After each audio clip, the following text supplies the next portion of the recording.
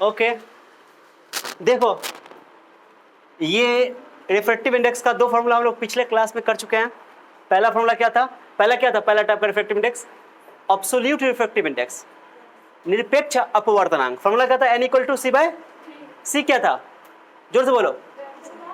निर्वात में प्रकाश की चाल और माध्यम में प्रकाश की चाल। जिस माध्यम का भी अपवर्तनांक निकालना है उसमें कितनी चाल है प्रकाश की, उसको नीचे रखना है और निर्वात में प्रकाश की चाल को ऊपर रखना है।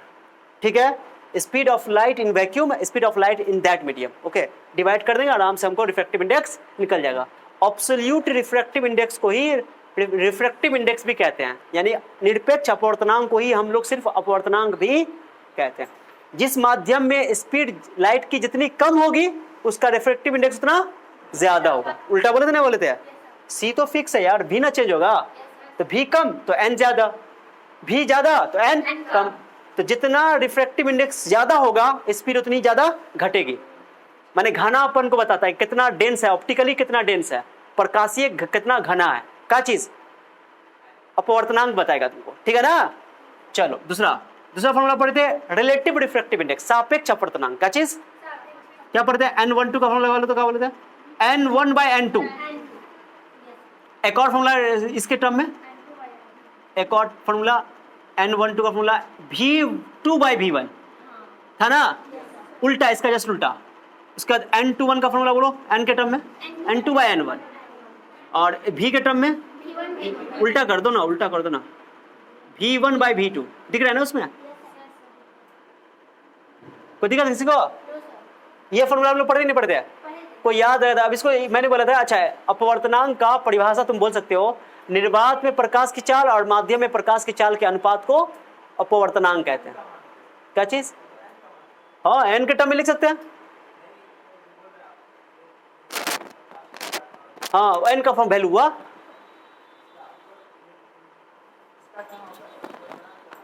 किसका? अपवर्तनांक।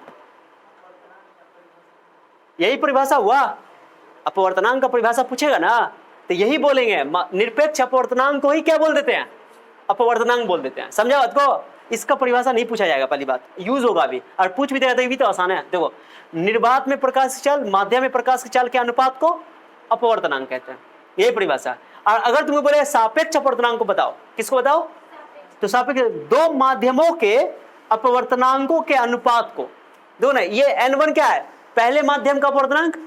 n2 क्या है? दूसरे माध्यम का अपवर्तनांक। ये जो अपवर्तनांक है ये वही निरपेक्ष अपवर्तनांक है, माध्यम वैक्यूम वाला। ठीक है, निर्वात वाला। समझा? तो दो माध्यमों के अपवर्तनांकों के अनुपात को क्या बोलते हैं? सापेक्ष अपवर्तनांक। समझा? और ये अपवर्तनांक का परिभाषा है, ये सापेक्ष अपवर्तनांक का परिभाषा है। ये डेफिनेशन लिख दो अंग्रेजी में, it is the ratio of speed of light in vacuum and the speed of light in other medium. Okay, it is called refractive index of that medium. और इसको बोल सकते हो क्या कि it is the ratio of refractive indices of two media, मान दो अलग अलग माध्यमों के अपवर्तनांकों के अनुपात को, is called relative refractive index. Okay, तो ये रिलेटिव रिफ्रैक्टिव इंडेक्स है। दो फॉर्मूला हो गया, दो डेफिनेशन हो गया ना, दो रिफ्रैक्टिव। एक और डेफिनेशन है रिलेटिव का, दो रिलेटिव का। n12 का लिखोगे। अच्छा, इसको क्या है मतलब? n12 का मतलब क्या बताओ? n12 को बता सकता है क्या है? माध्यम एक का अपवर्तनांक माध्यम दो के सापेक्ष। क्या बोलोगे? बोलो। n1/n2। भी भाई उल्टा लिखना है। और इसको पढ़ो, इसको क्या पढ़ोगे?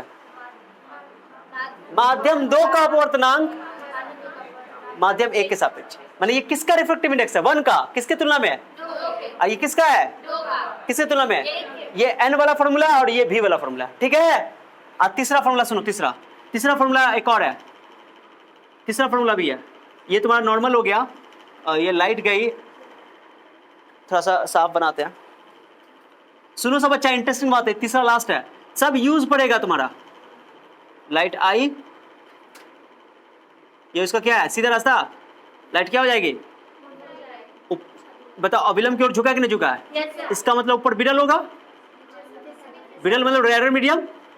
जैसे ऊपर हवा मान लो, नीचे पानी मान लो। मैंने एग्जांपल दिया था, कभी भी तुमको समझ में आए तो एग्जांपल एकदम फर्ज कर लिया करो कि ऊपर विरल है यानी कि ऊपर हवा है, और नीचे तुम्हारा सघन यानी कि पानी है। ग्लास भी बोल सकते हो, लेकिन या दिमाग में रखने के लिए बात, विरल जिसमें स्पीड ज्यादा होती है और सघन जिसमें स्पीड कम होती है। डेंसर मीडियम बोलते हैं, रेयर मीडियम बोलते हैं, पता है नहीं सब? रेयर मीडियम और डेंसर मीडियम। कोई दिक्कत किसी को? चलो यहाँ बताओ, ये एंगल को क्या कहते हैं? आई। आई क्या होता है? आई क्या होता है?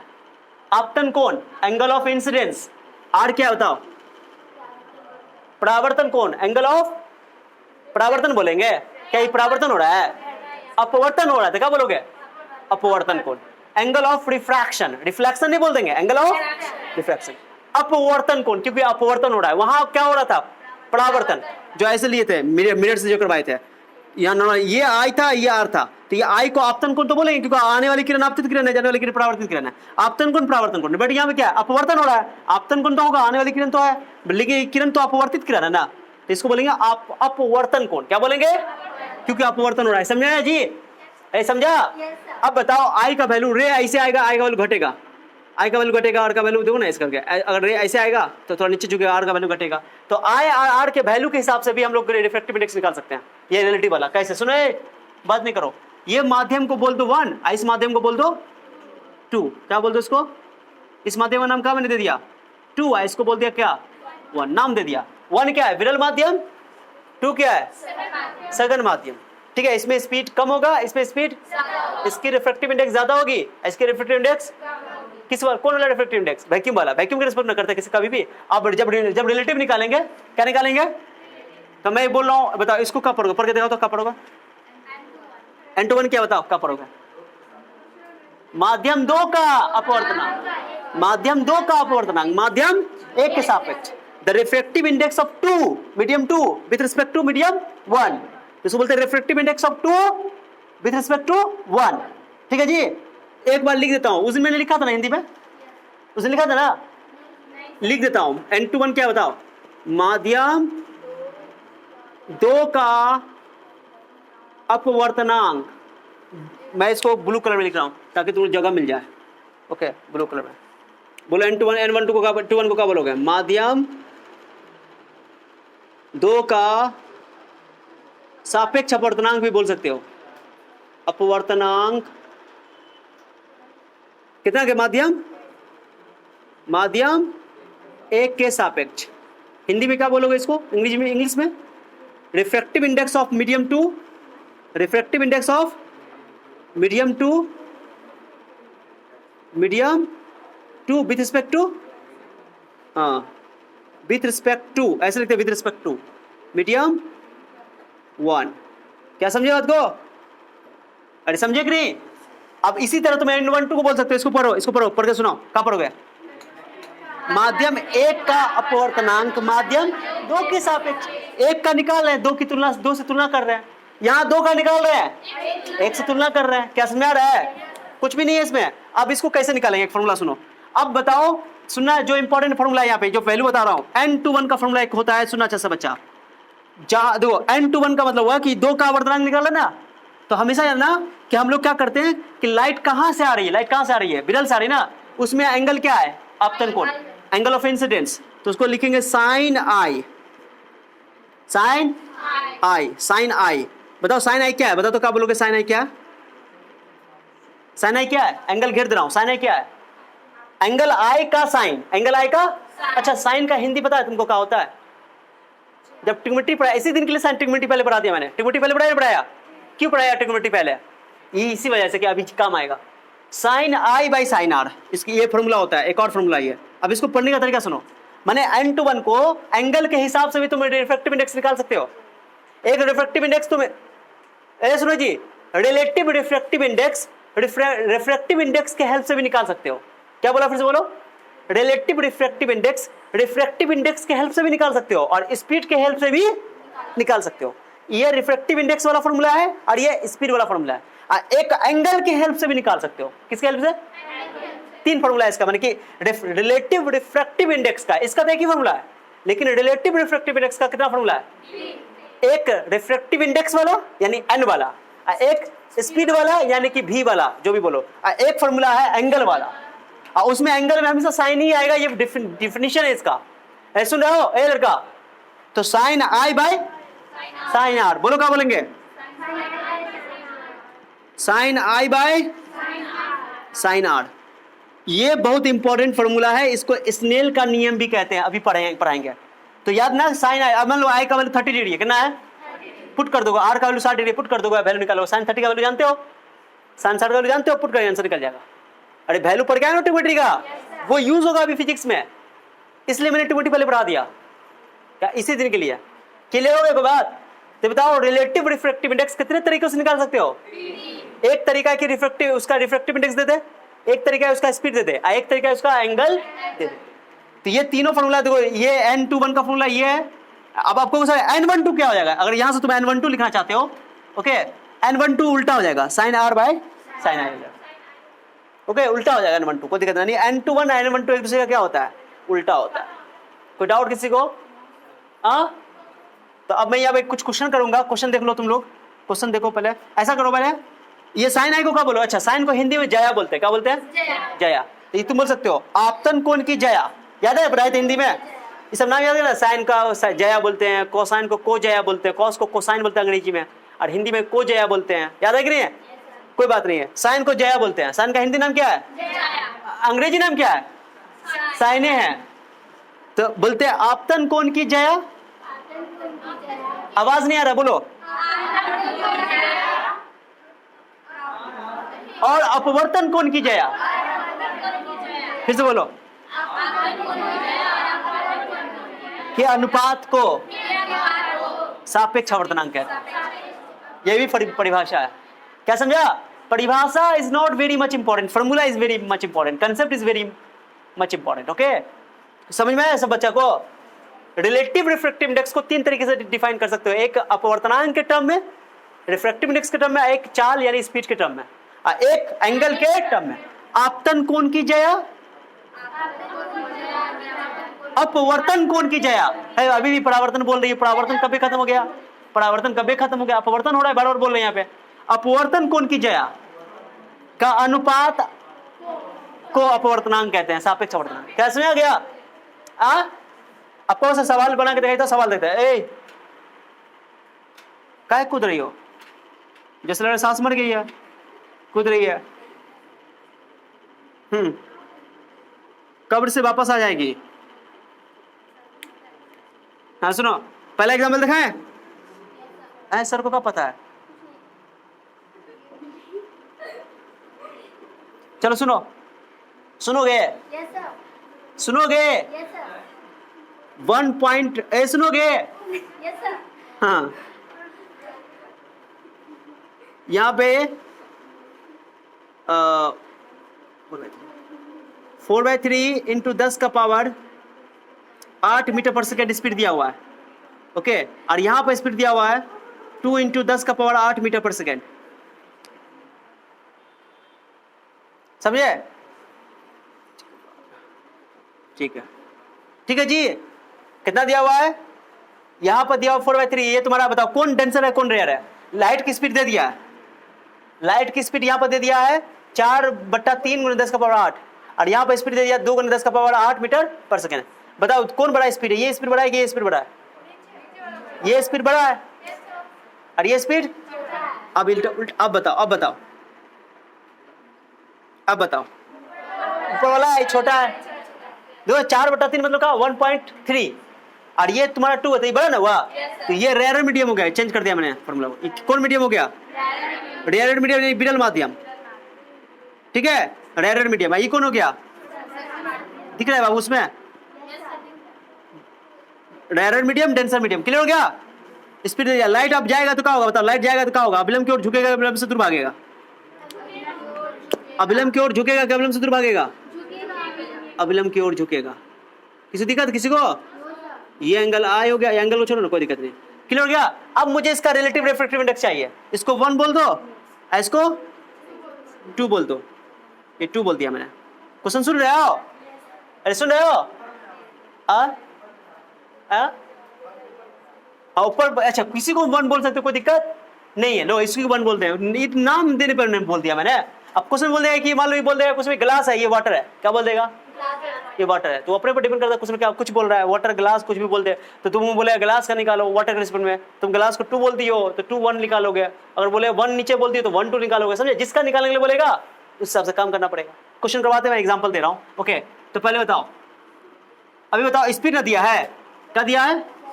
स्पीड दिया। मैं क्वेश्चन यहाँ आ रहा हूँ, इस क्वेश्चन का सॉल्यूशन यहाँ बना रहा हूँ। ओके बताओ इसमें कौन वाला हमको रिलेटिव रिफ्रैक्टिव इंडेक्स चाहिए, क्या चाहिए, कैसे निकालोगे? n12 निकाल माने क्या मुझे निकालना 2 का, किससे निकालना है? n21 निकालना है, निकाल के दिखाओ n21 का वैल्यू कितना आएगा, कैसे निकालोगे? स्पीड ना दिया है, कौन वाला फॉर्मूला लगाओगे? स्पीड वाला। बताओ स्पीड पहले क्या लिखोगे? n21 स्पीड वाला फॉर्मूला क्या बोलते हैं, जिसका निकालना होता है उसको उल्टा करते हैं। तो 2 का निकालना है यानी लिखेंगे v1 बाय, अब v1 कौन हो गया? ये v1 हो गया, ये तुम्हारा v1 हो गया, ये तुम्हारा क्या हो गया? v2। किसी दिक्कत? v1 का वैल्यू करना है मीटर पर सेकंड, इसका कोई यूनिट नहीं होता है, ठीक है। इसका बताओ 10 का पावर 8 मीटर पर सेकंड क्या हो जाएगा? कट जाएगा, सेम सेम काट दो, छपेट दो उसको, पूरा कट गया। आइए बताओ पलट दो, 2 पलट दो, 3/2 से काटो, कितना बचा? कितना बचा?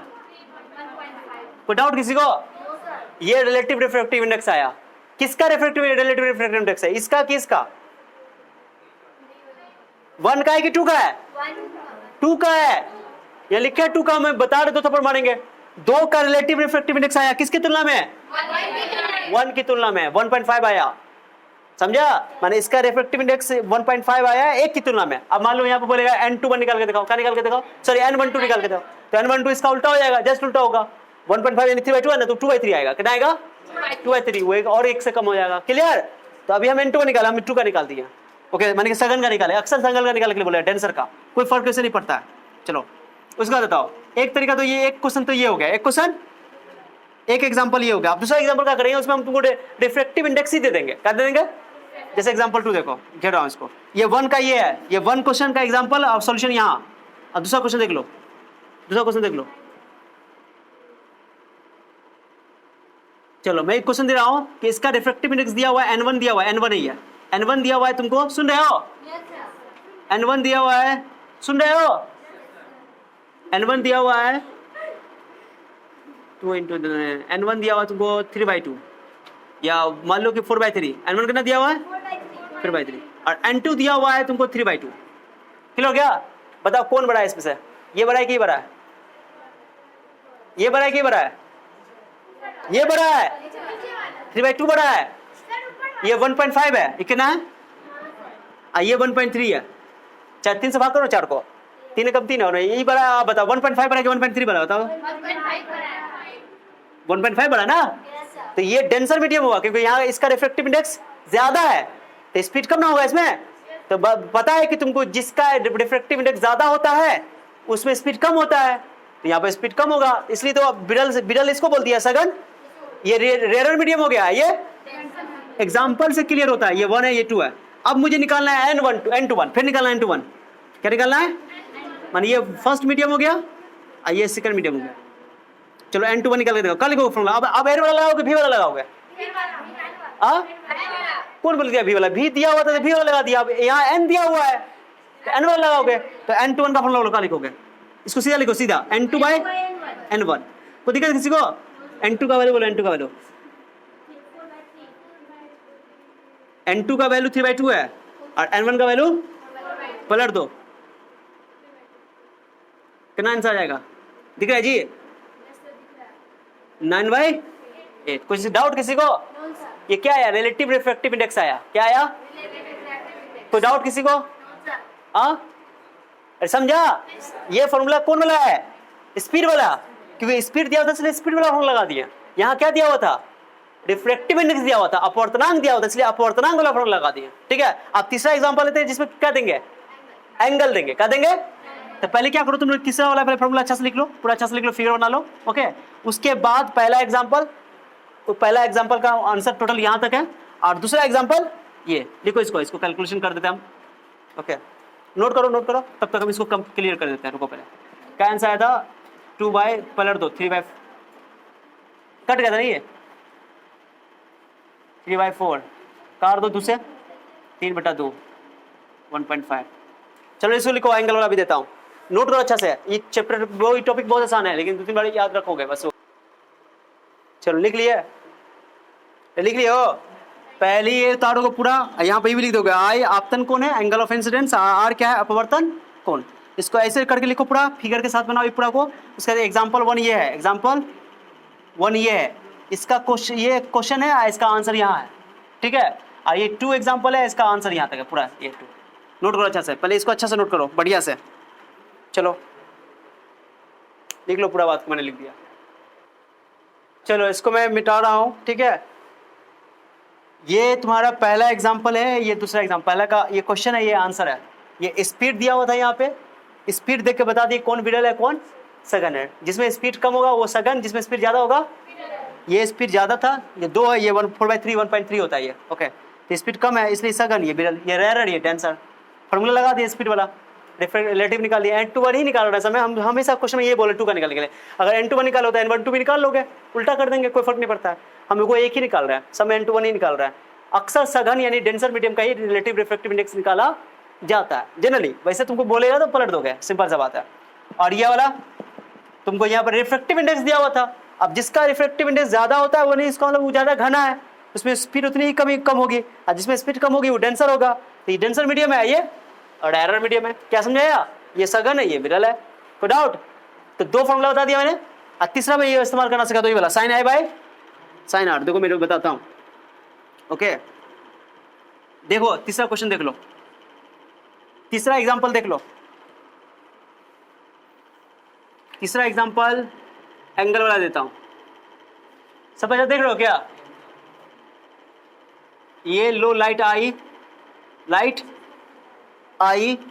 यानी आई का मान तुमको दिया हुआ रहेगा ना, इसमें दिया ही नहीं दिया रहेगा। लो लाइट आई, ये उसका सीधा पाथ है, अब मुड़ गई। ऑब्वियसली एक क्वेश्चन में कि बताओ, क्वेश्चन में ये बात मैंने नहीं दिया है, बताओ अविलंब की ओर झुका है कि अविलंब से दूर भागेगा है? इसका मतलब कि ये सघन होगा, विरल होगा, ये रेयर मीडियम होगा, ये डेंसर होगा, कोई डाउट नहीं ना? अब मैंने ये एंगल दे दिया, लो ये एंगल दे दिया 30 डिग्री, कितना एंगल दे दिया? 30 डिग्री, ठीक है जी। कितना एंगल दे दिया? ये एंगल मैंने तुमको दे दिया 60 डिग्री, या ये 30 डिग्री दे दिया, ये भी 30 डिग्री दे दिया, ठीक है।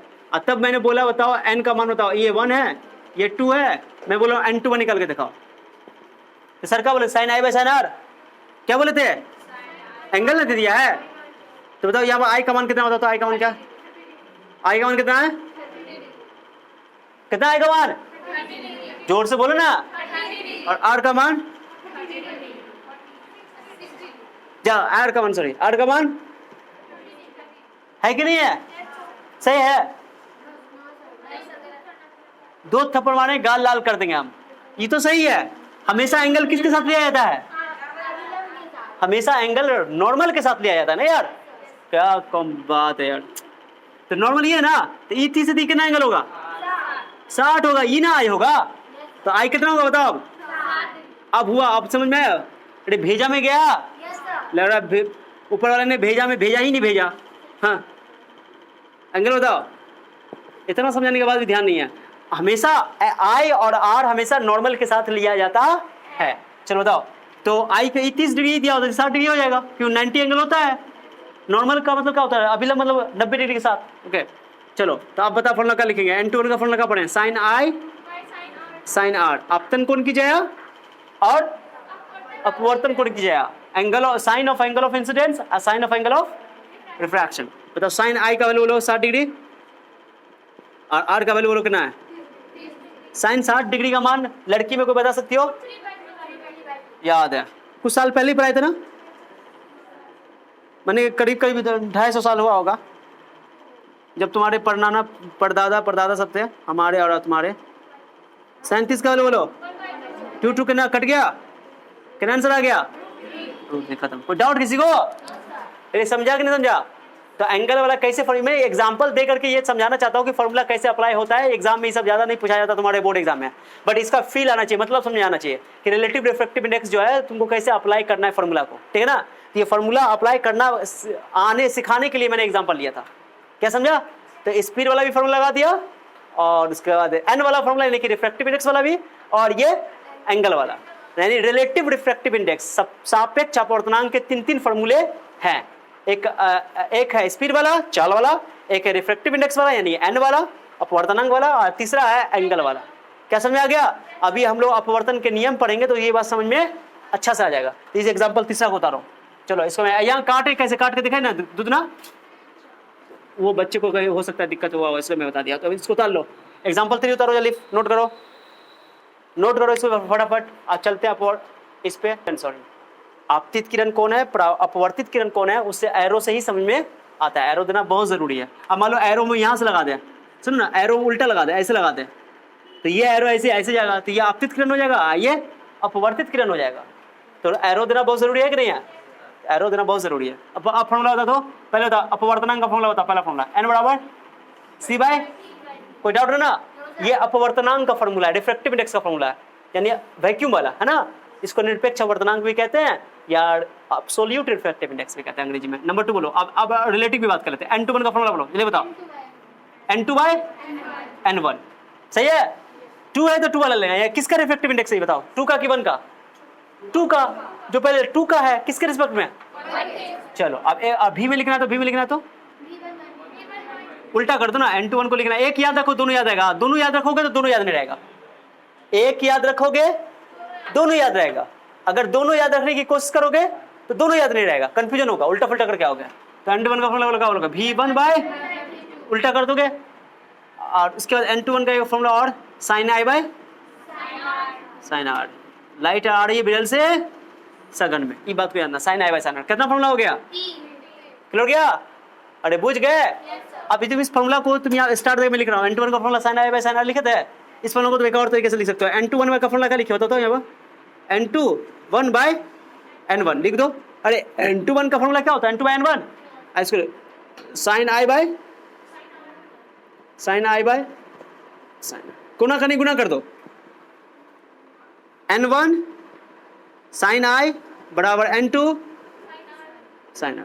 इसको डबल इम्पैक्ट कर लो, हम लोग इसी को यूज करेंगे ज्यादातर। बताओ लाइट यहाँ से कहाँ गया है? लाइट कहाँ से कहाँ गया है? बिरल से सघन में। गंदा बना दिया, बहुत गंदा। क्लियर बना देता हूँ।